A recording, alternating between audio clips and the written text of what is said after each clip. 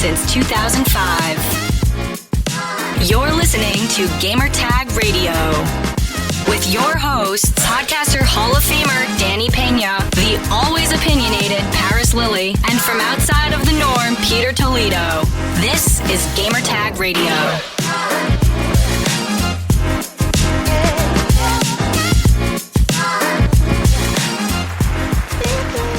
All right, welcome to Gamertag Radio, episode 1329. This is your host, Danny Peña, and also joining me this week, this episode of Gamertag Radio, also the 19th anniversary of GTR, we have Pete Rock. What's up, Pete? From Pete Productions. Pete Productions. Yeah. That's right, bro. That's right. How you been? I'm doing all right. And it looks like the camera just screwed up when I did that switch. So we're not going to do P Productions anymore. What happened? I don't know. Oh, I hit the wrong host. Sorry. So, look at that. So the Stream Deck. P Production failed. No, P Production failed already.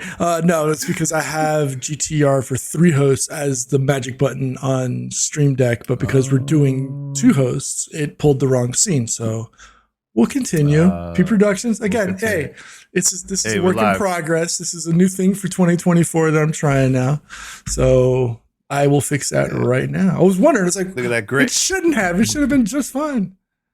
I mean, I prefer that. I prefer that than our layout that we had when we recorded Deej about Destiny 2. I can pull that out. I can pull that out.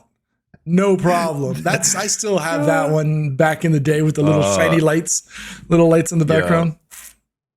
Yo, I remember, and this is for those who don't know, but I remember behind the scenes, we were like, all right, let's set it up. Let's look so we can have it at least professional.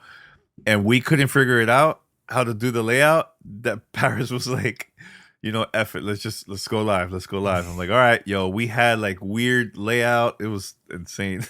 Yeah. And we were on the front page, but the conversation was great. So I think at the end of the day, that was more important than anything else. You know what I'm saying? So it's all good. But yeah, guys, thank you for watching or listening this episode of Gamertag Radio. Can you guys believe today, February 25th, 2024, is our 19th year of Gamertag Radio today. So 19 years ago, I launched a podcast with my brother, and we recorded our first episode inside my dad's car.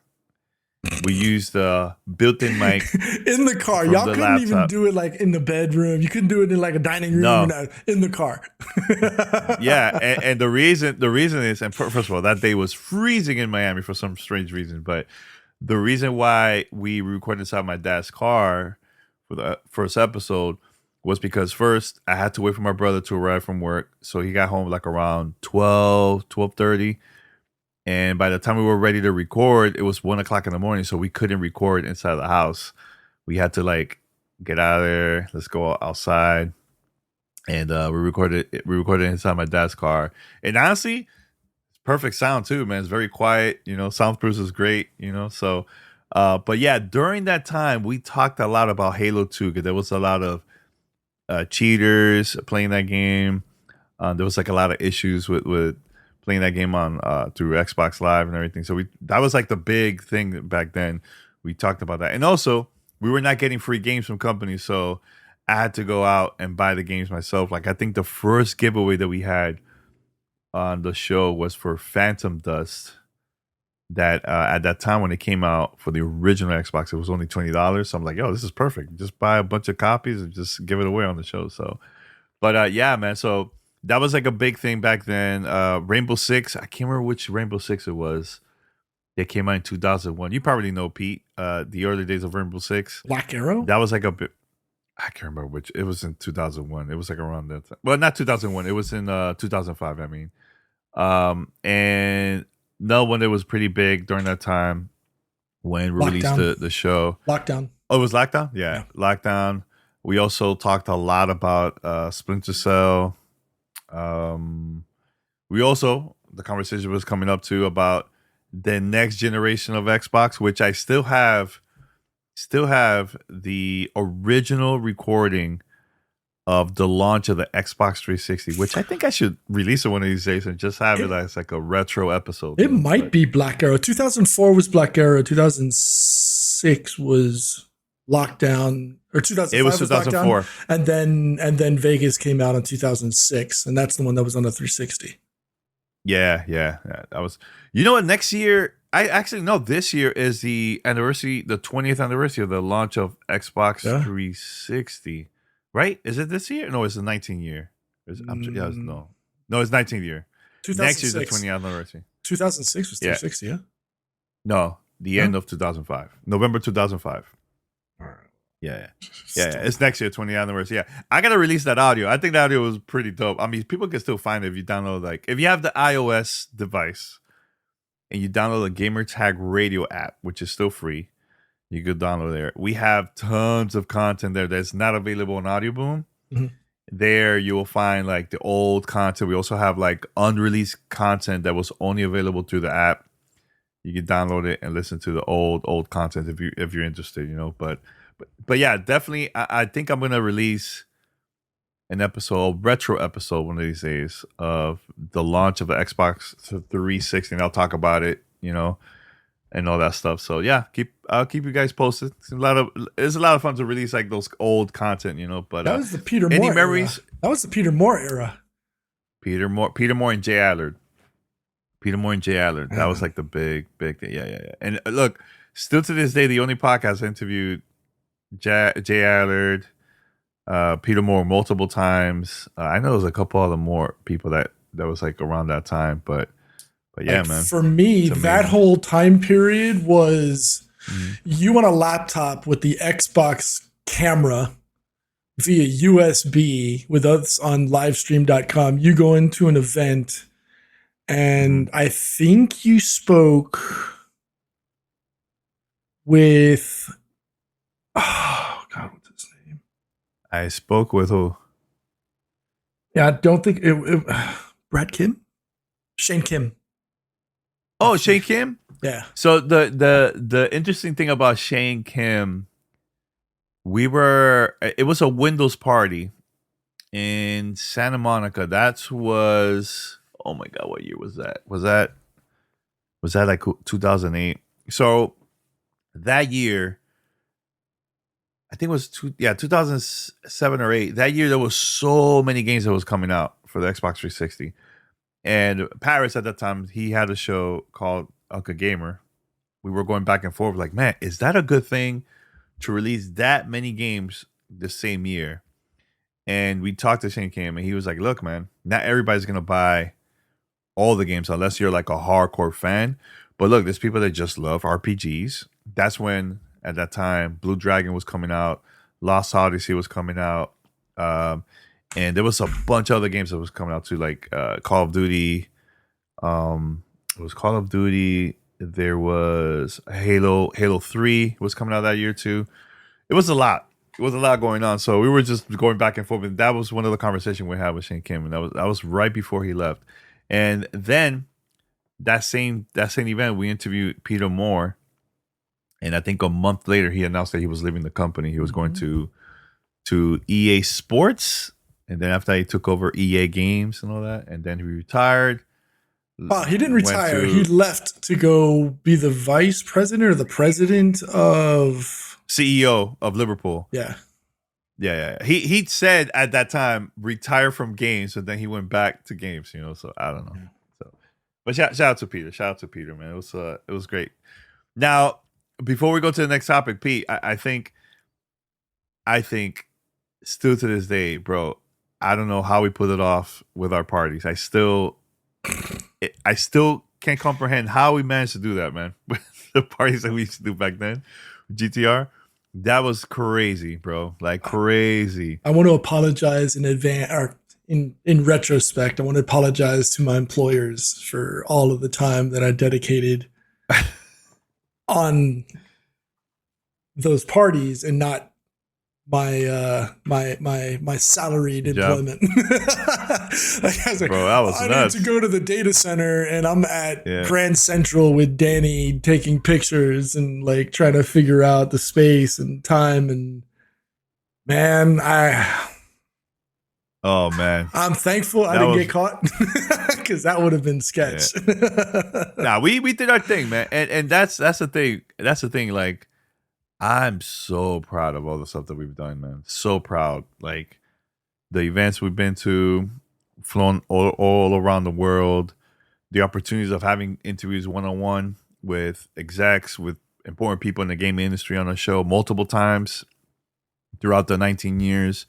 You know, even the days when we were like smaller, we were still getting access to that. You know, I know now there's so many gaming podcasts and YouTubers and also streamers. Like I get it's very a crowded space, but we still managed to get those opportunities on the show, man. You know, and I think I posted this video yesterday because I was at visiting Montana a couple days ago. We arrived last night, but yesterday, right before we left at the airport, I recorded a video, and I mentioned that like that nowadays, whenever I request a review or an interview or whatever, companies don't even mention or ask about numbers. They just want to work.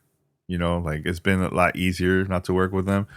But back then, the mission, just to attend events and just to get that attention back then. And not only that, like Paris and I, and you too, Pete, we will go to events, right, at E3, and sometimes it was a mission for us to get inside. So we just sneak in, or we figured out a way for us to get to go all these events, man, back then, you know. But I'm very proud of all the stuff that we've done, man. All the parties, even when we were Pete, when we were in New York for our Mafia 2 party, that was like, a lot of people don't know about this, that was like the most stressful event that we ever done. And I think that ever since then, we're done with parties because we were so stressed. The thing is you and I were doing our day-to-day jobs, right? Like I mentioned earlier, we were doing you were at Discovery Channel. I can't remember. I know which one it is, but I hate that guy, so I'm not going to talk about it. So I don't want to get him shine.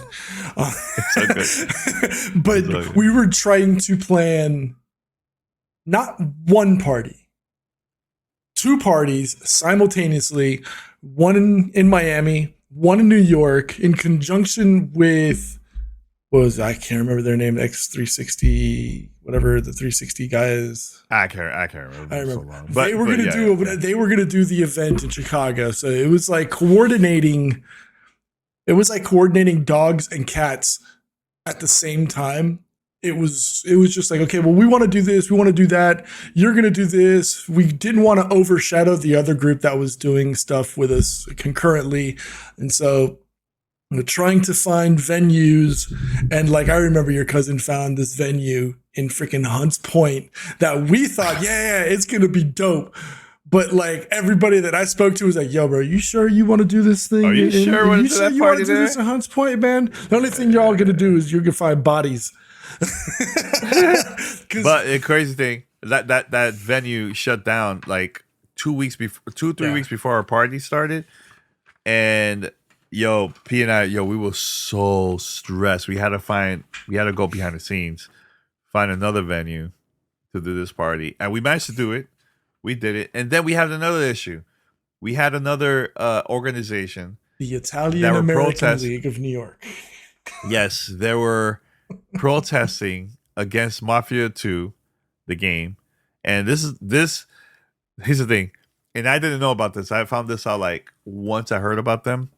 They also protested against the Sopranos and the Jersey Shore and a bunch of other things. And we had our party, and they were outside the club. Right before it started, they had a huge press conference, and we had the New York Times, like all these major outlets from New York City. And while they were protesting, there was a line of people that were getting ready to go to our party. And I remember we were not allowed to do interviews about it. We were just only focused about the party. Yeah. Anybody want to ask questions about the party? We're all in. Questions about the game, why we like it so much? We're all in. But anything about that, we were like, yo. And that was the most stressful part of it, that we couldn't say anything about. To the point that we had representatives from 2K Games in attendance at the event. And Take Two. And Take Two. Yeah. At the event. In the event, something happened, and from a legal perspective, they were required to have a presence there to whether it was negotiation with the people that were boycotting and picketing outside. I just remember going outside and taking a look and being like, this is what you want to do? Like, what is the benefit? And like years later, like I sit back and I think about this outside of the situation, right? You always have that hindsight, right? And you're like I understand like the connotation of American entertainment, whether it's movies, TVs, or video games, and the connotation of the Italian mafioso, and how they could be, the portrayal of it, and that goes to like Goodfellas and all the other stereotypes, and I sit back and I laugh, and it's like, of all of the people you wanted to make this scene about, you pick two guys from Miami. And Mandy and Lady Luck. There was Mandy, there was David Too Sly. We had, we had Playboy model Joe Garcia there with us. We had the guys the guys from Mayday who happened to be at CMW in New York that week, who came and performed live with us. It's just, it was a lot. It was why a lot. Us? Why us? Right? Like, you couldn't have gone to Jersey Shore, right? And boycotted them. You couldn't have you couldn't have gone against like HBO and stuff like that. You had to pick two guys from Miami who just happened to be in New York doing a show. Yeah. And one last thing before we go to the topics, but here's the thing. Nobody was doing that back in those days, where a podcast having an event, multiple events throughout the years in Miami, Miami is not known as a gaming city, like when it comes to media and all that stuff. We did everything on our own, multiple times, and it was getting bigger and bigger, and you see now outlets like Miami New Times and all these, Miami Herald and all these places talking about us, and again, nobody was doing that. Now there's more events now and everything, but back then that was not such a thing about that stuff. You know what I'm saying? So very, very proud about that, and proud about the show and all the stuff that we've done throughout the years, man. So proud of it, man. It's been a crazy ride. Crazy ride. Send us your feedback or questions. Give us a call at 786-273-7GTR. Email us at fanmail@gamertagradio.com or leave a message on speakpipe.com/gamertagradio.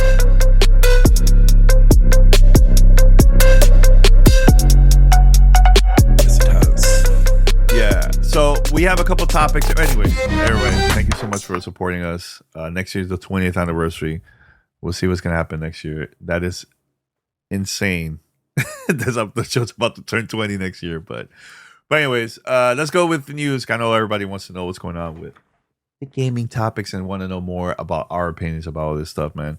So yeah, Pete, I know we talked about this a couple weeks ago, where we talked about the Nintendo Switch. Is it going to be coming out this year? And it looks like, and not 100% official, but it looks like this is got delayed until early 2025. And if I put things together, I think this is going to be similar to what happened with the original Nintendo Switch, where we went to E3, there was rumors about it, nothing announced there. Gamescom, nothing announced there. But after all the events was over, after that, then we got to see an announcement from Nintendo. Nintendo released a trailer online to show the features and so on about the system, the new next gen console, and at that time. And then months later, we got an official press conference in Japan. I know in New York they had a hands-on event there where people got to play the Switch for the first time. and pre-orders was live right after the press conference was over in Tokyo, and after that, it was released. I believe in March of what year was it? Was it 2017? I don't remember. 2017. So that got released, and I think it worked out because every month there was an exclusive first-party game that some of those games were brand new, and some of them also came out during the time of the Wii U, but they ported it for the Switch, and it worked out pretty good for Nintendo.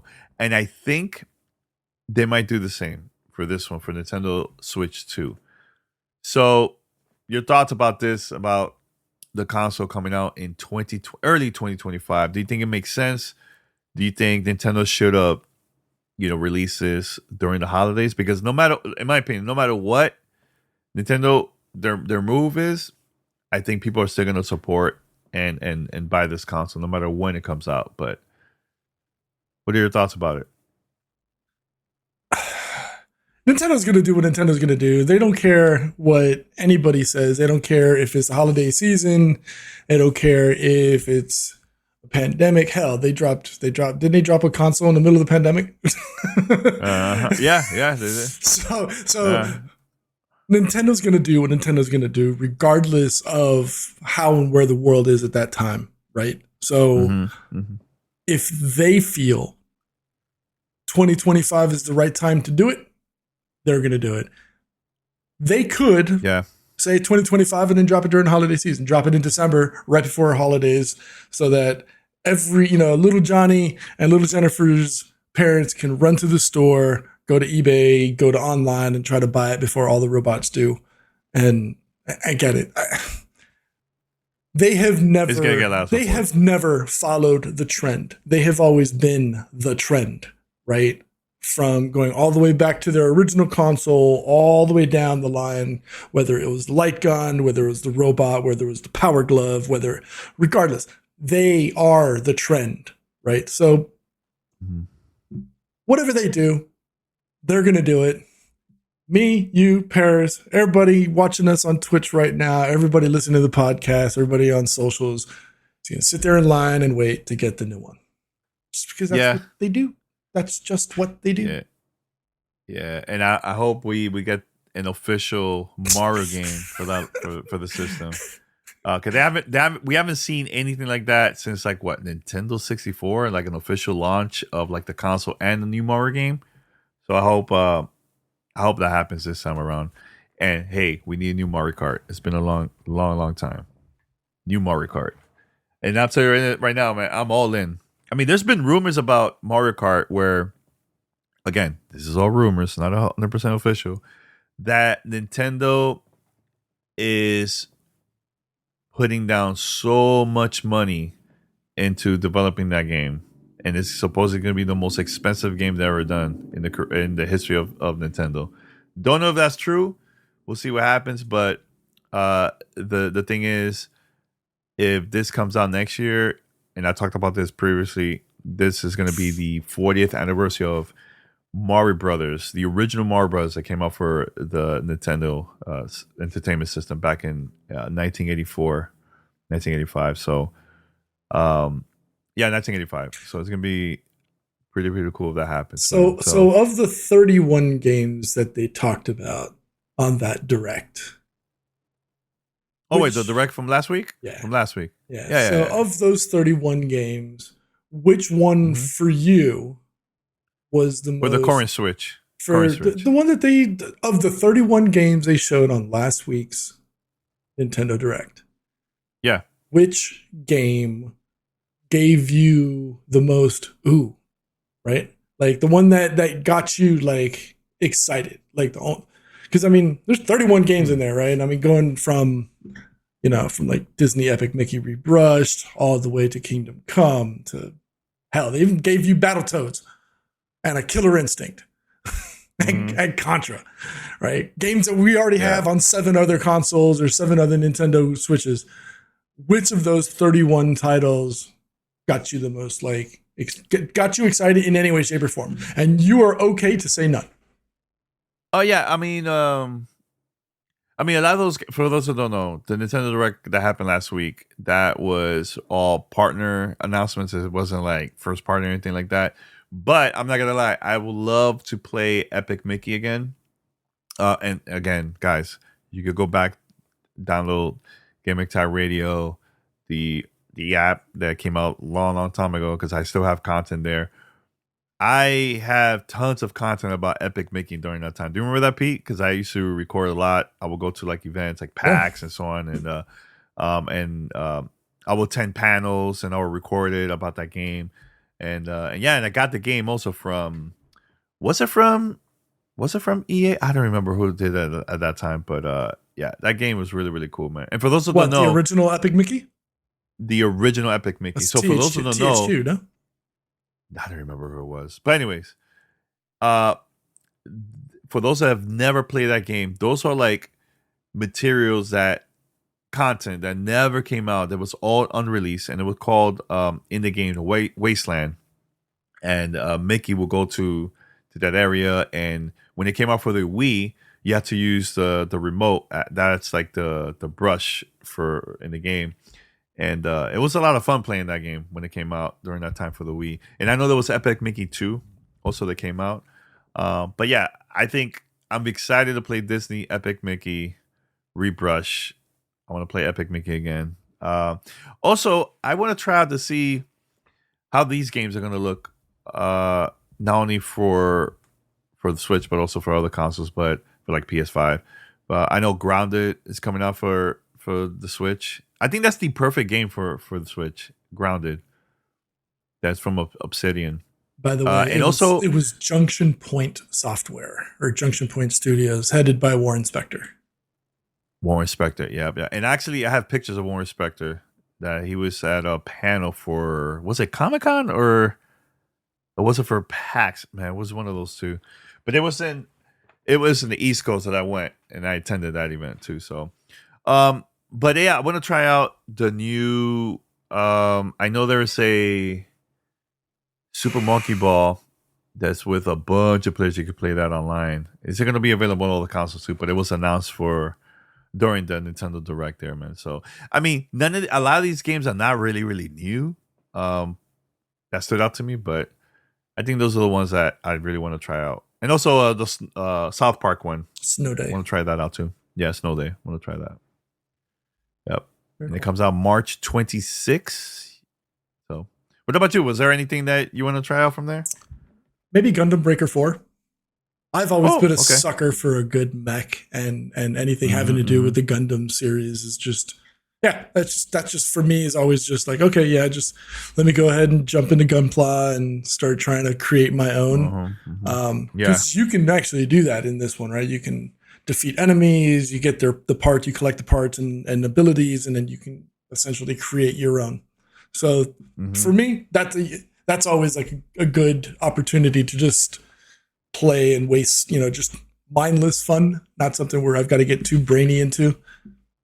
That's the one. If anything, if there's one, that's the one that has me excited. Another thing that a lot of people didn't talk about too is seeing all these old classic rare games coming out on Switch Online, Nintendo Switch Online. And there was a couple there, like Battletoads. There's the Killer Instinct one, Blast Corps, RC Pro-Am. Those games are iconic, and those were on Rare Replay also for the current console. Contra. So no, but that's not Rare. What are you talking about? I know. I'm just saying. It's just, I'm talking about rare games. Old school games that are on there, right? Yeah, but I'm talking about the ones that were announced in Nintendo. Okay, but I'm talking about. You're talking about something else. I don't even know what you're talking about. Anyways, I'm very, very excited to see that again. The Killer Instinct on the Switch. That's gonna be a lot of fun to try and play it there, man. And that was like a big thing for Xbox, man, because Pentiment, Grounded, and all those rare games, all Nintendo Switch, all that same day got announced, man. That was really cool to see, man. Yeah. See, it's not the end of the world. We all live. For some people, we're also all alive. Star Wars Battlefront coming to it from the classic collection. Yeah. Yeah, it's also coming out for PlayStation and Xbox also. But those are classic Battlefront games, man. Yeah. So, anything else? We have fan mail here. Look, originally I was gonna review Final Fantasy VII Rebirth with Paris, because I know we got the game really, really early. We got this like what, almost a month ago from Square. So I had to like play this game offline and been playing. Actually, I'm like between 30 to 40 hours now, and I haven't finished the game. I'm like super close to the end. But originally I was gonna review the game with Paris because I wanted to. This is his first time playing Final Fantasy. I've been playing Final Fantasy for a long time. I love the original game 7. Love remake. I have remake on my PC, and yeah, playing Final Fantasy VII Rebirth at the event, and also I went to 2 events. I went to Square Enix office, and I got to play a demo that they had for a Tokyo Game Show. And then we went to another event where we got to play the first few hours of the game. We got to play like chapter 1, which we're not allowed to show at that time. I don't know. There's probably leaks online, but we were allowed to show anything after that, like chapter 2 and up. And it was I had a blast playing it. Now playing this game at home is so much fun, man. And I just love that this game is open world. There's so many things you can do, like side quests and all that stuff, right? Now, here's the part that I was kind of like, man, that kind of killed the vibe for me was, I don't mind where there's like side quests that is up to you if you want to go and do your thing on the side. You can go to like different towns, and there's like, card games, which Queen's Blood, which is a lot of fun. They should release like a separate game on that, because that was a lot of fun to play. But when it comes to like some of those side quests as part of the main story, it kind of kills the story for me, like the vibe of it. Because I'm like, man, this is so intense, like the things that's going on, and then a stupid side quest pops up in the front. I'm like, oh my god, this is killing it, man. And I know Rihanna saw me playing Final Fantasy a couple times on my own, and I was having issues with some of the side quests, man. I'm like, man, this shouldn't. Not in the main campaign, man. Have that like on the side, and have that like optional for me to pick or not. But besides that, the story, the character, open world, the things that you're doing there, this is by far Square Enix best Final Fantasy game, in my opinion. I just love how open it is and the things you do in there and everything. And when I saw the embargo when it went live, and I saw like the reviews has just been like 9 and 10, like it's been really, really positive from everyone. I was like, man, that's really cool, man. I think people look, if you love remake, the last one, you are going to love this one even more. Like, it doesn't feel like a remake game. It doesn't feel that. It feels like a brand new Final Fantasy game. The characters, but I think overall it's freaking amazing, the game, man. And actually I'm probably gonna continue playing later on today and all this week. But I think if you are a PlayStation 5 owner, you should definitely 100% try this out as soon as possible. It's that good, man. That good. I think we're gonna have conversation about that game at the end of the year. Contender Game of the Year for sure. It's so good, man. So good. There's scenes in there without spoilers that I was like, wow, impressive voice acting. Whew. Impressive. That's all I will say. But I think people are going to love this so much. But the reason why I'm bringing this up is because I want to talk to Paris as someone that just started playing Final Fantasy for the first time. What he thinks about it. How was his experience? I just love having conversation with him about that stuff, man. So, and P, I know you're not into Final Fantasy at all, but was there anything that got your attention about it, or you're good? I have never been a Final Fantasy fan, so I have zero to add to this conversation. No, it's all good. It's all good. Yeah, I think people are gonna love this, man. People are going to love this. I know the game comes out in a couple of days. I believe this Friday, right? The 20th. Oh, wait, when is the 29th? It's not Friday. It's in 4 days. Thursday. Comes out Thursday. Go get it. PS5 owners, must have game. Must have game. So, and I was supposed to interview the creator and also one of like the producers of the game a couple weeks ago, but due to timing and me traveling, going to DICE and all that stuff, like I couldn't do it, man. But that would have been cool to have him on the show to talk about the game. So, yeah, that's about it. Let's go with actually, we have so many fan mail questions here. I think we should do that, Pete. Fan mail. What you think? Let's do it. All right, let's do it. It's time for fan mail. Fan mail at gamertagradio.com.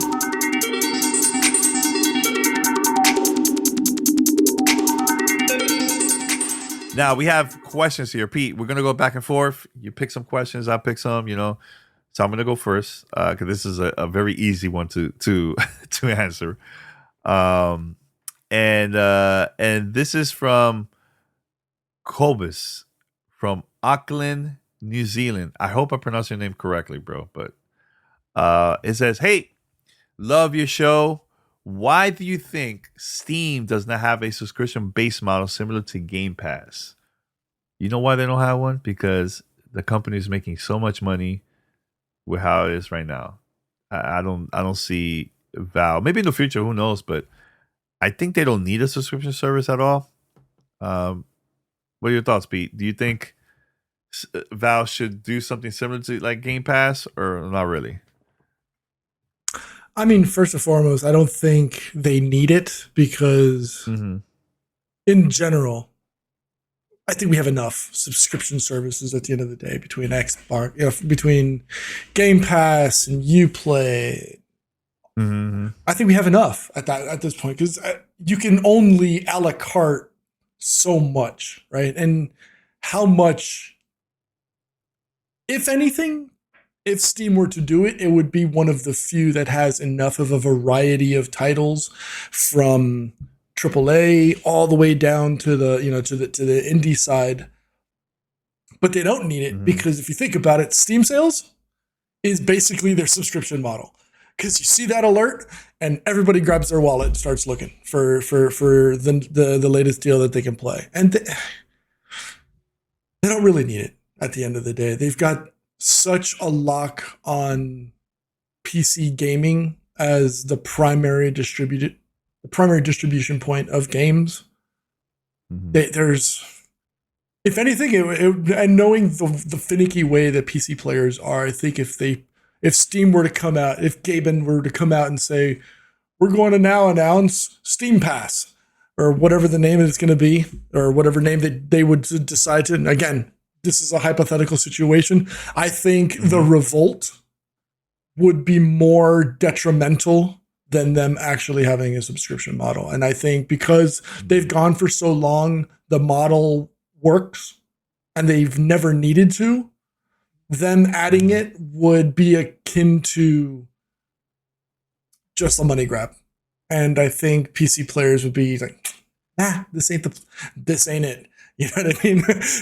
This ain't it, Gabe. And just end it. So I would not ever think, and again, never is a really bad word in terms of how this world works. But I don't see it. And plus, I think they're in the same vein that Apple works, where they get 30% of every sale or whatever the percentage cost is.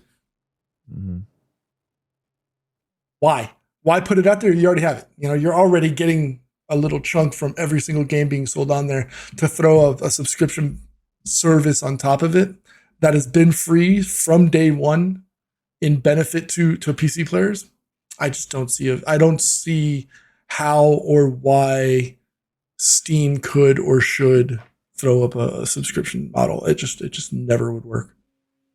All right, so we have another question here. First of all, everybody, thank you for sending questions. Keep it up sending questions. All right, here's goes another one. Pete, get ready for your question. You're next. So my this is the next one here. 2 big PlayStation multiplayer games are being released this week. This is a couple weeks ago, by the way, guys.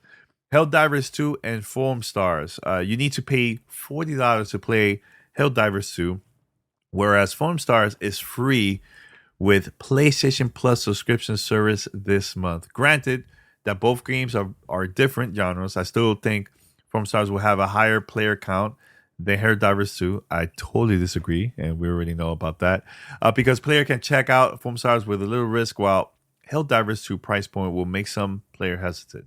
Do you think the $40 barrier to entry play Helldivers 2 might affect its player count from being much higher and its overall success?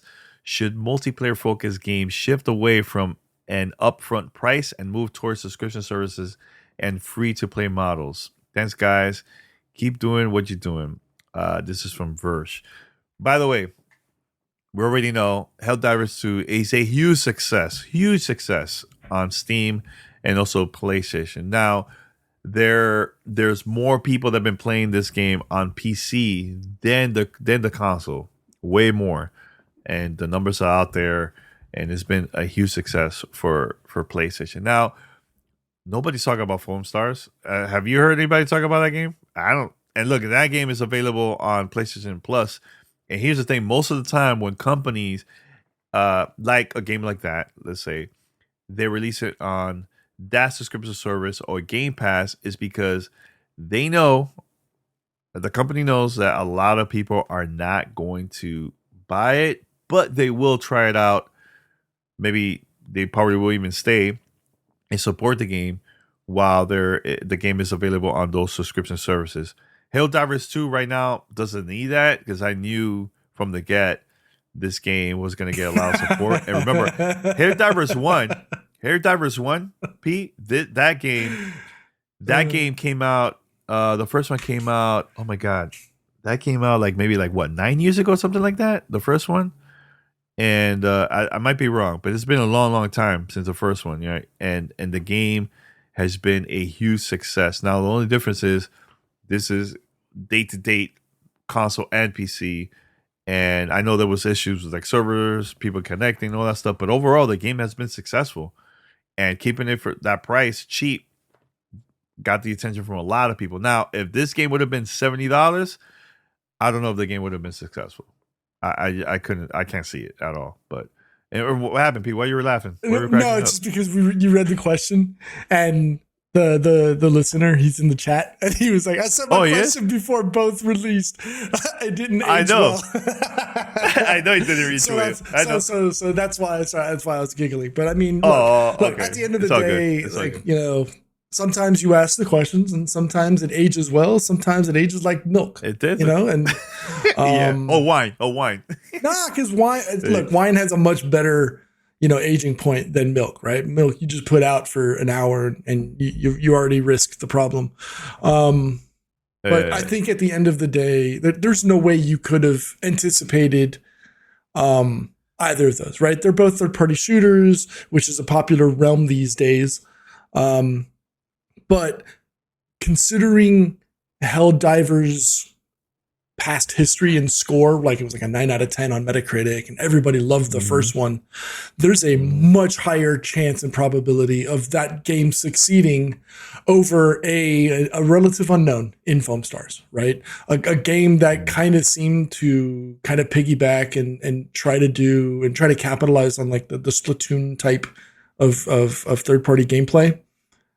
Again, no knock on you, Verge. It just, if you would have asked me at that day, gun to my head to try to select one, I would have gone with Helldivers 2, just because and it's odd because Helldivers 2 seems to be one of those rare games that come out, or a rare sequel that comes out that could potentially be better than the original, right? Obviously, it's a relative. It just came out 4 weeks ago. I finally played it. I had a good time. I will be playing it more. Started convincing friends and stuff like that to pick it up, so I definitely will be playing it more. But yeah, that's good. You never know, right? It's and I think at $40, considering it released on PC and PlayStation, again, taking into account the success of the first one, and it's only 50% of, just a little over 50%, the half off the cost of normal full release games these days. Mm-hmm. Mm-hmm. I think it's not a bad cost. It costs like what Overwatch cost when it first launched, $40. PUBG when it first came out was $30. So I think in maybe that's the secret sauce for shooters these days, right? Is if you have a very, very strong contender to be a long lasting shooting game, drop it at half cost and watch everybody flock to it because everybody loves a good deal. Mm-hmm. And if it's a successful model, I don't think $40 really is a barrier to entry. If anything, I think it opens the floodgates a little bit more because you're asking gamers who are fickle enough as it is, right? Especially in a subscriber-based model these days, industry. You're telling them, look, we have so much confidence in the game that we're offering it at half off the regular cost of games in the marketplace, and you can go pick it up. In this case, you can pick it up on PC and or PlayStation for half the cost and have the same amount, if not more fun. So it's a win-win situation for gamers at the end of the day. So like kudos to them for releasing a banger. Much like you say that for you, Final Fantasy is a game of the year potential. Contender, not game of the year. Let me finish, damn it. But I could also see Helldivers 2 because of the fun and the pandemonium that you experience while playing, good and bad, from the enemies in front or your teammates in behind, because that was me today. I can absolutely see that being a potential game of the year contender as well. So, and at half the cost of what every other game is, hell, you ask most people what their biggest barrier to entry is. It's a full price $60 to $70 game or more. Mm-hmm. And if you're in a subscriber model that charges you to pay for an online service, you know what I mean, to play that, it's not a bad deal, dude. It's not a bad deal. Here, and people also gonna understand too, man. Just because the game is free, that doesn't mean it's gonna be successful. Like there's been games that came out the past couple of years for free, total flop. Yeah, or games that were paid and they went free to pay. PUBG is a perfect example. You know, they were $30 for 4 years, and then they realized they were losing revenue, and of course they've got the battle pass and stuff like that. So you know that's one avenue of revenue. But then they went free to play and saw their player base jumped back up, not to the same as it was previously, but it jumped up considerably. So wait, I know in the chat, and look, we don't mention the chat that much on the podcast, but like the bad guys. Roku 1012 said Overwatch started to recover, but started as a free flop. That is true. I don't know about recover because I haven't really been reading much about Overwatch 2, but remember this game Hyperscape from Ubisoft? Total flop, and that was free. That was a total flop, you know. But you have games like Apex that's still going strong. You know, it's not Fortnite numbers, but it's still releasing content, new season, all kinds of stuff, man. So yeah. Apex is good. Yeah. Oh my God, Hyperscape that came out during the pandemic. Not a great game. Hey, look at finals. Look at the finals. The finals. Finals been successful. Came out in December. You know, full release. Yeah. Seems to be doing okay, but it's not gangbusters the way Helldivers 2 did, and that was free to play. No, but it's doing actually. Let me check the. When you go to Steam, it will tell you like the top games. Let me see if there's anything like. There's all-time peak was 242,000. Players right now is 25,000. I mean, that's not bad for a game competing against. So if we go to Helldivers 2 right now, there's 309,000 players in game alone. Yeah, like they've got more people in game right now than the finals ever did. Oh yeah, I mean, right now the finals is still in the top 100 most downloaded game in on Steam. It's like 98 right now. Bro, there's more people. Again, there's more people watching Helldivers 2 on Twitch than there are playing the finals. Yeah. Put that. And actually, right now, Helldivers 2 is number 1 right now on Steam. Yeah. Right now, that's crazy. Still going strong. All right, Pete. You want to read another question? You can pick 2. Because I read 2. I want to answer that first one, but dude wrote like a whole ass wall of text. You don't have to read the whole thing. That's pretty long. You don't have to read the whole thing. You can read some of it. It's up to you. You can pick whatever you want. Actually, I'm not. This one comes from Black Adam 52, Jason, longtime listener to the show. So thank you for this one. Hi guys, love the show as always. Just wanted to get into my prediction for the Switch 2. We're going to get Cyberpunk 2077 with Phantom Liberty at launch. CD Projekt Red squeezed The Witcher on the original Switch. They'll do the same with Cyberpunk on the Switch 2. What are your thoughts on that one, Danny?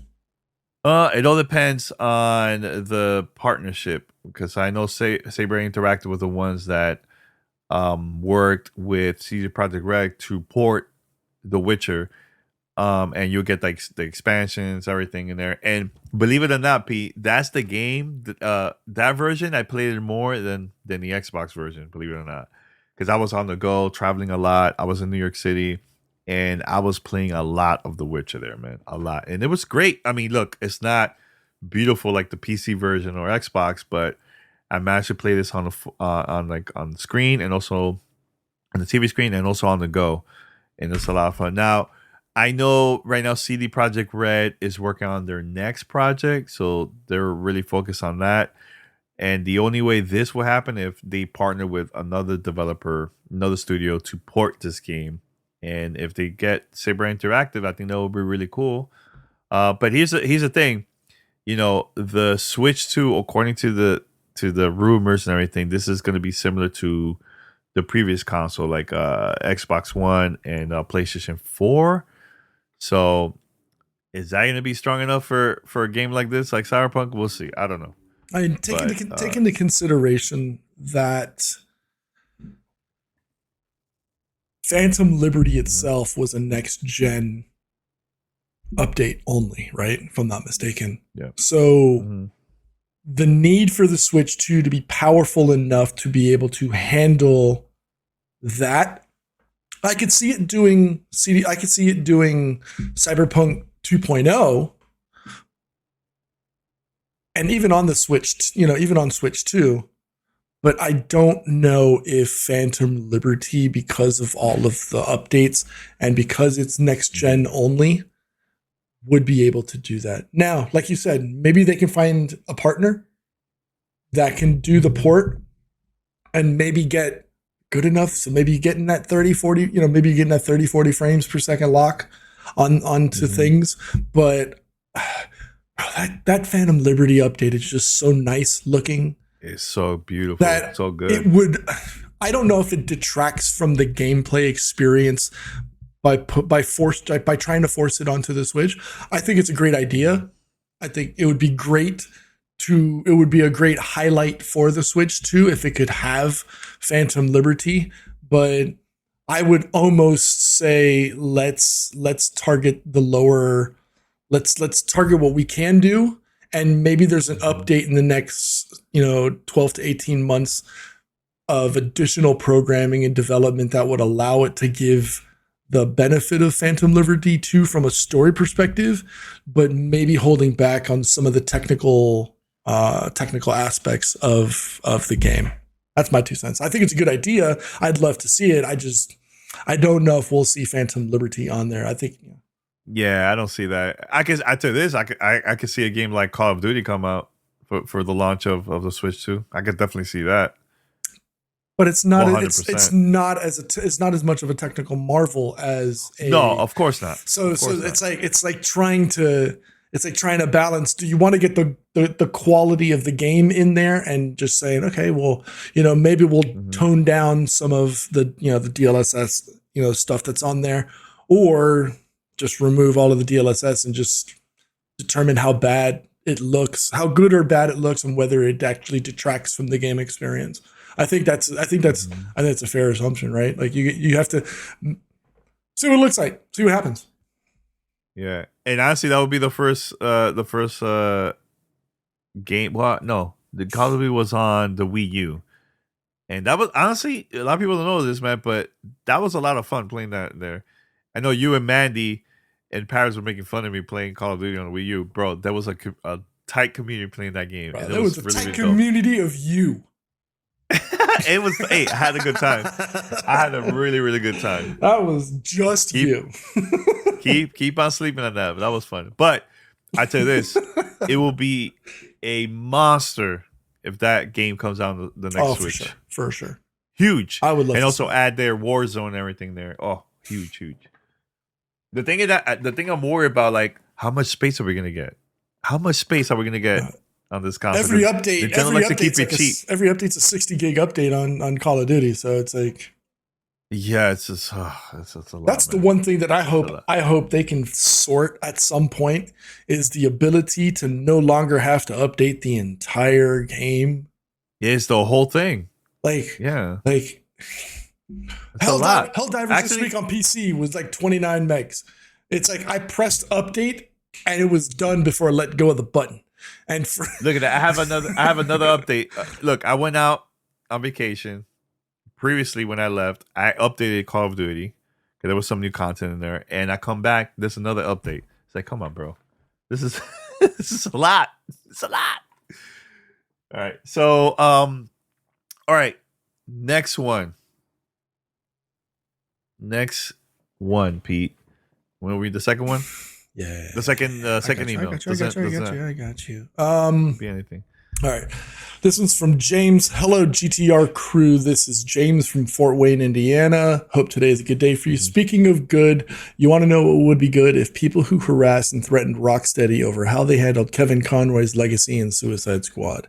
People assumed this game was his last performance as Batman and launched toxic campaigns against Suicide Squad.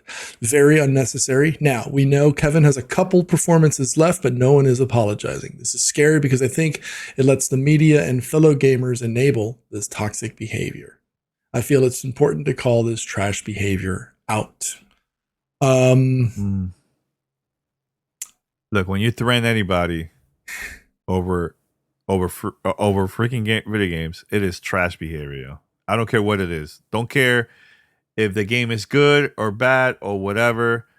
People shouldn't be doing that, man. Over games? Come on, man. Like the stuff that we talked about the past couple of weeks. And look, I don't want to bring it up because I've been getting a lot of replies from randoms that doesn't follow me, and they just probably searched and saw my discussion about Xbox going multi-platform, stuff like that.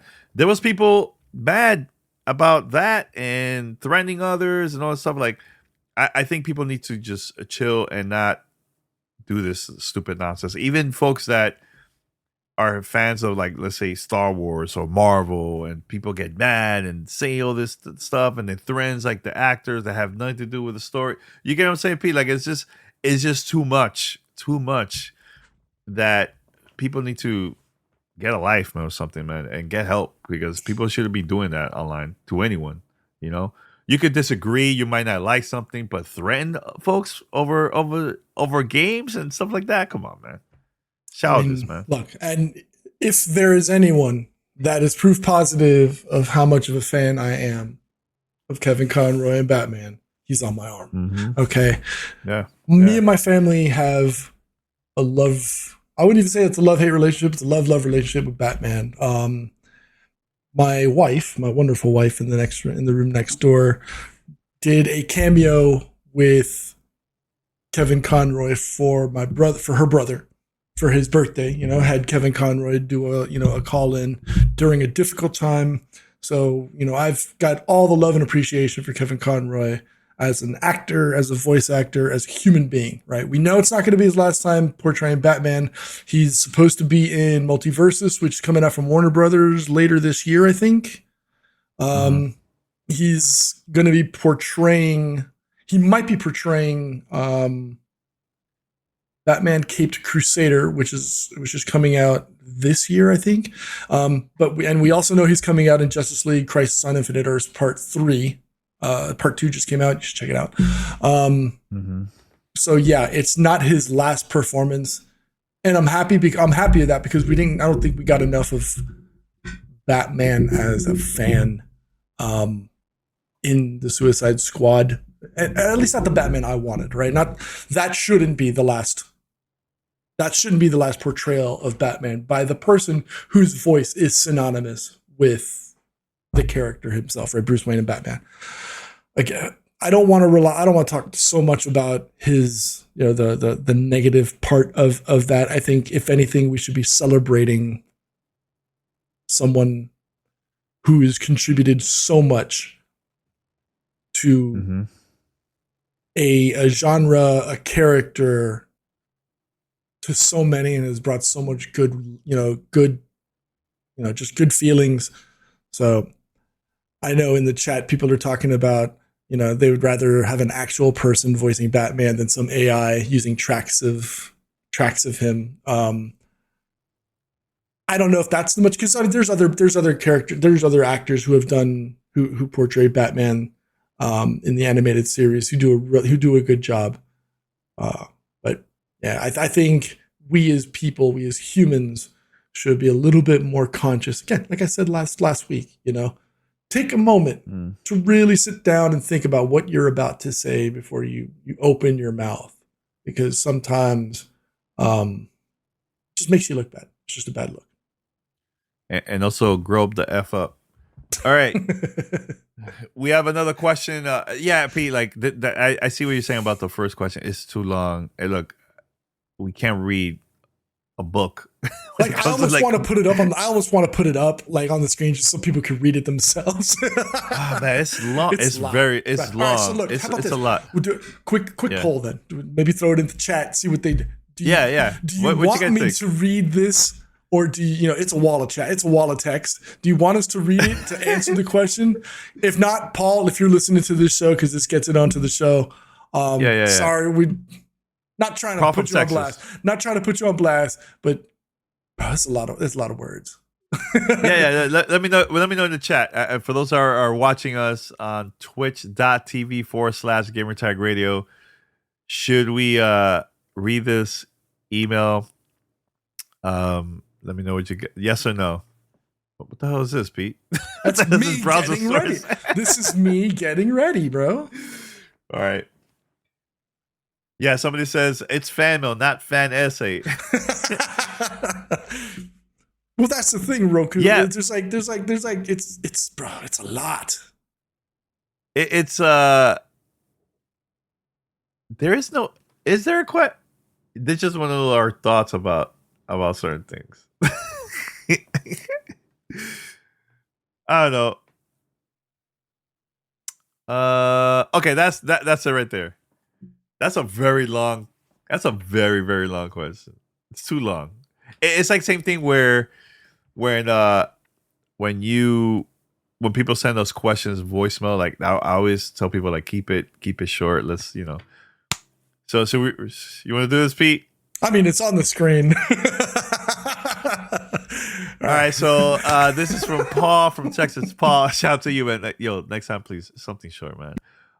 There's a lot. This is for the people that are listening to the podcast, but there's a lot to dig into after the Xbox podcast on Thursday. I can't wait to hear you guys dig into it, which we already did.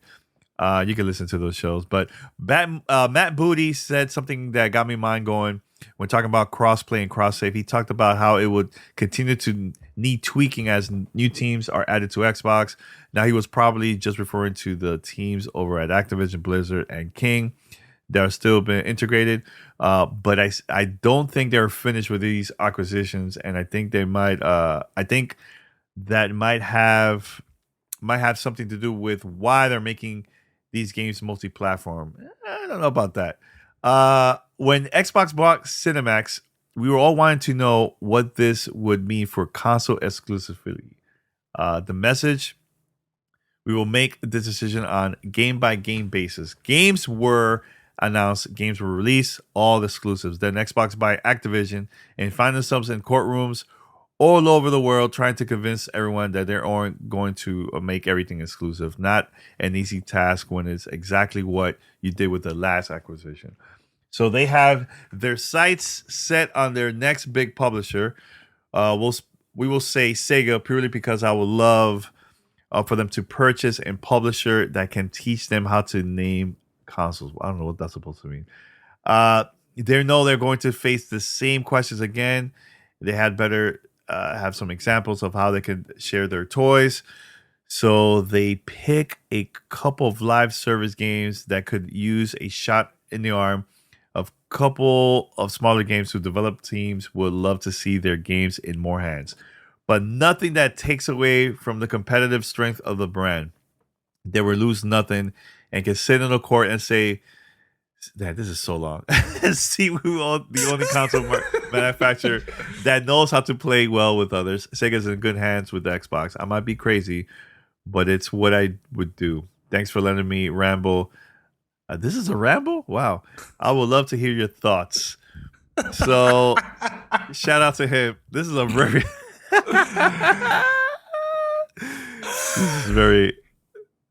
This doctoral thesis brought to you by Paul from Texas. Paul from Texas. Now, I'll say this. I think it's beyond the acquisition. I think is also based on, again, new information when it comes to like sales numbers and stuff like that. Like, for example, and I think we talked about this multiple times, but, you know, like games from Sony side, let's say Returnal and Ratchet and Clank, phenomenal games. The numbers has been low there, right? When it comes to the sales of those games. But the games got released on PC, extra income for the company. I think that's what Xbox is doing too. Xbox, I know they've been doing this since I think Quantum Break. I think that was like the first one that was like kind of like PC and Xbox for the first time. And it's more money. You know, having these games available on other consoles is going to open up the doors where also you're going to see people that, let's say, play Grounded, Sea of Thieves, whatever other game is coming out, Pentiment, and all these other games, Hi-Fi Rush. They'll play for the first time on another console. This maybe, and this is a big, huge maybe they will convince some of those gamers like, hey, come to the console, to the Xbox ecosystem, and try out our games. You know, and some of the games are going to be multi-platform. Some of the games are just exclusive. I remember mentioning this on Twitter where I said that, you know, yeah, we talked about exclusives, Paris 2, I have in the past, based on whatever information was going on in during that time, and also that's always been the number one thing since the 90s, so that when you have exclusives, it will, depending on how good the game is, this will make you want to buy a console, right? For you to play that game.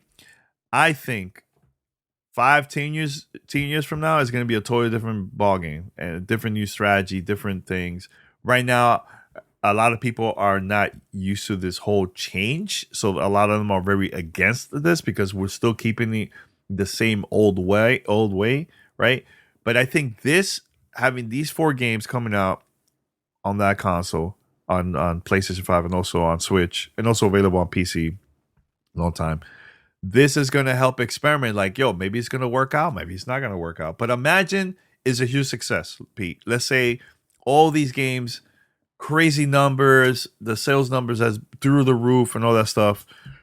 Of course, Xbox are going to start releasing more games that are AA games, not AAA games, but like AA games like that's been out for a long time, release it again, and this is going to get more revenue for the company. I don't see anything wrong with that as long they keep some of like the games like Halo, Gears, like those big games available exclusive on the console, you know. But look, we don't work there. We don't know the numbers. All these people that have different opinions, none of them have worked in a company, a publisher like Xbox and PlayStation and Nintendo. We don't know what's going on behind the scenes. We don't know about these numbers. Is it going to like help out or not? Like, we don't know. You know what I'm saying? But, you know, based on the new information, of course, our opinion is going to change. And I think this is because beyond the acquisition, it has nothing to do with that. I think it's more of Like, how can we get more money for the company? That's how I see it. So, what you think? For you, do you even think Xbox is still looking to acquire more devs? Yes, because they said it before that it's not the Activision is not the last one. They're still planning in the future. I think right now it would be too soon to do that. Too soon, but I think we might see that more in the future. Now, is it going to be as big as Activision? I don't think so. I think it's going to be more like maybe a smaller studio. I always been saying Sega, but Sega's not a small studio, but you never know. And thank you, Paris, for being in the chat. Paris says GTR sucks. You guys repeat what Xbox tells you to say. Thank you. Yeah, I always get emails from Phil and Sarah like, "Hey, Danny, say this on the show, okay? Thank you." And they pay us every week. That's it. That's why I can afford to live in Switzerland. All right, thank you, Phil. Thank you for the Tesla. Look, they're gonna. I don't know. You killed me with the thank you for the Tesla, by the way. Hey. I don't know if they do buy or acquire another dev. I don't know if it's going to be another one in the size or scale of a Sega.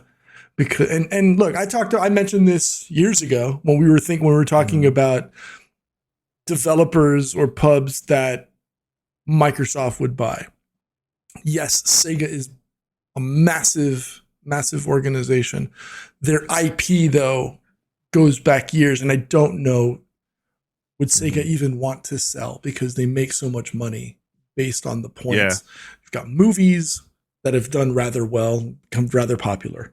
The licensing rights, etc., going to other developers and publishers, or just the games that they release themselves are popular enough that I don't think they're in trouble enough. They don't need to sell, right?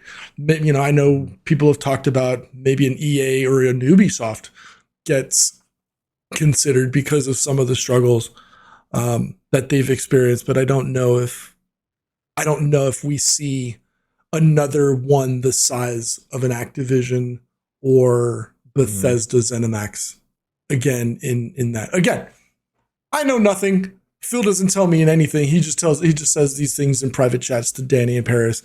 So I don't. That's a lie. Don't say that. It's not true. So I don't know if that's happening, but I will say that it's their choice. It's their platform. They can do what they want. Yeah, exactly. If they say, these 4 games that we are now allowing on other platforms, whether it be the Switch, whether it be PlayStation or whatever, that's their decision. Whether they said it 2 years ago, or whether Sarah said it on a broadcast or whatever, it's their platform. They can do whatever they want. It's not your call. Ultimately, they're a business. They are looking to make revenue. So if they feel that a game like Pentiment or Grounded or whatever has, as Phil said, reached its maximum potential on the Xbox platform, and we're going to release it on a Switch and or a PlayStation for others to play, that's what they're going to do. He said it himself. The words came out of his mouth that this is what we're doing this because it's reached its maximum potential. And we need to start feeding it to others in order to allow the platform. I just read that. Yo, Paris is the punk. I'm not even gonna read it, but I'm not gonna read it. Let's wrap it up here on that, because that I feel like we sound like a broken record. You guys already know our opinion. It's not changing right now. We're going based on new information. Like it's a business. It's not Bloods and Crips. Okay. All right. Yeah. So we have another question. This is the last question, by the way. So this is from Marcus from Houston. He says, "Hello, Gamertag Radio crew. This is my second time writing in. Well, thank you, sir. I have a question, not so much about the gameplay of Suicide Squad: Kill the Justice League, but in how it treats beloved characters. I see fans of characters getting far less pushback with how upset they are about how certain characters are betrayed or treated in Rocksteady's new game than the fans of, I'm not going to mention this because this is like a huge spoiler. So it's a game that came out a while ago. And how the beloved character was treated. One might argue that how these characters are treated is to trigger an emotional reaction, but is risking killing off or treating those characters poorly worth it when they're just cast aside for shock value? What are your opinions? If a game treats a favorite character poorly or kills them off, does it affect your opinion of the game negatively or positively? Thanks for your time and keep up the great work. So shout out to Marcus, man. So now I think personally for me and P, this also comes with like with movies too, man. Look, it's all about the creators, man. If they feel like that's the way they want to share the story to the world, I'm okay with it. We might not agree or not. I don't see that as like a shock value. Not most of the time. I think it's just there's probably reasons why they're killing off a character and they just want to move on to the next new thing, or maybe they just want to focus on one of the characters in the game. We might see like a prequel in the future or something like that. I can see that happening, you know. But to say or to get mad just because you don't agree that a character, you know, gets killed in the game or in the movie, I just feel like people shouldn't be getting mad over that, man. You know. But do you agree, Pete? Do you think it's more of like a shock value? You think like a shock thing, or do you think it's storytelling? The creators just being storytelling. At the end of the day, it's storytelling. It's a little different in trying to do that with comic books versus a game situation. I don't want to use specific titles, but we see it in comic books all the time, right? Characters die, they get brought back to life because it fits the story, it fits the narrative. We've seen Marvel and DC go through multiple reboots, whether it's the new 52 or on the Disney side, on the DC side. On the Marvel side, we've seen characters get killed off and come back dozens of times, right? Whether it's Doctor Doom or Thanos, who obviously we saw in MCU has passed away. Now there's talk of bringing him back because you've got the multiverse. We've seen it in DC again with the Infinite Earths series, right? They've had Crisis, and they've had like 3 or 4 different Infinite Crises, right? It's storytelling at the end of the day. If that's what is necessary to get the story moving, whether it's good or bad. I don't always agree with some of the decisions made by Marvel or DC, but hey, I'm just a reader. I have nothing. I don't sit on the board. I can't do anything. But if it's on a video game, it's a little bit different because oftentimes and again, it's video games, so the disbelief factor is it's tentative. You can do whatever you want. You can kill off a character and bring him back and just say, "Hey, this is the preview, or this is the year, 2 years before the last game." It's kind of difficult though with a game like, let's say, like The Last of Us, right? If something happens to a character, I don't know if it's shock value specifically for the point of just right?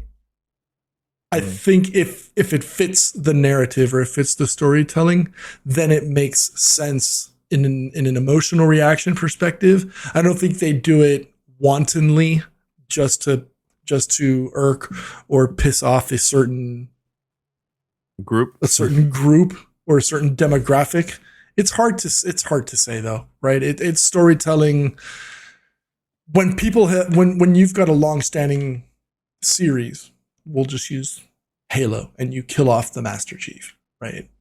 It elicits an emotional response because you have players who have grown up from like their teenage years all the way to now. So now you've kind of got an emotional attachment to this character because you've gone through thick and thin, you've almost died, and you've come back and you've saved the world or the universe. So you have time invested in a character. But again, it's the slippery slope of reality. At the end of the day, you're just playing a video game. I don't know. It's I can see both sides of this conversation. It depends on how much personal investment you have on a specific title or a specific genre or a game or a book or a series. It could go either way. It also depends on whether, they're, a person is, neurodiverse or what have you. How invested does a person or can a person get into a title? There's a lot of different, I don't know, this could probably become a psychological conversation, with experts. And actually, this would be perfect for like my daughter who's studying behavioral science and stuff like that, to have that conversation and see what her opinion would be. Marcus, good question. I think at the end of the day, it all depends on the person consuming the content, and how much emotional investment they have, whether it's the story, whether it's a video game, a comic book, or a movie. No, I totally agree, man. So, but thanks to everybody that's been sending us questions, man. Keep it up. We would love to do more of these, fan mail segments or episodes. All depends on you. You guys listen to the show. So we're going to wrap it up here. Thank you, everyone, for listening to episode 1329. We're going to be back next week with more content. I got to go to a couple events soon. Hopefully I can talk about it on the podcast. So stay tuned. All right. So anything else, Pete, before we wrap it up?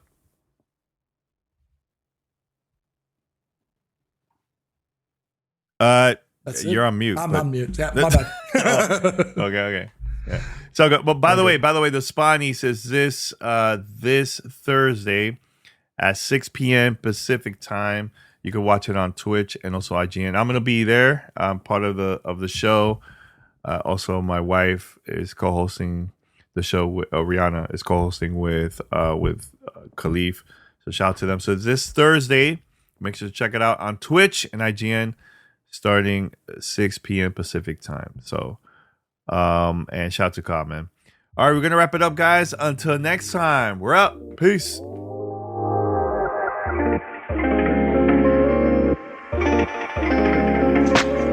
Thanks for listening to Gamertag Radio. Be sure to like us on Facebook and follow us on Twitter.